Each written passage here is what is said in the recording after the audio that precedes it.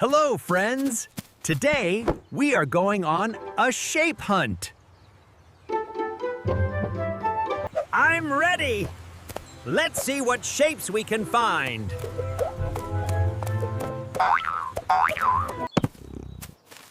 Look! Cleo found something round. It's a ball. The ball is a circle, round and smooth. Wow! Look up there, Square Pumpkin. What shape is that? That kite has 3 sides. It is a triangle. We found a circle and triangle. But where is a square? Meow!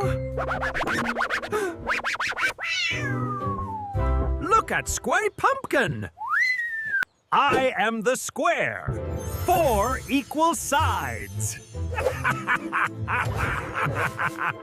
We found them all! Hooray!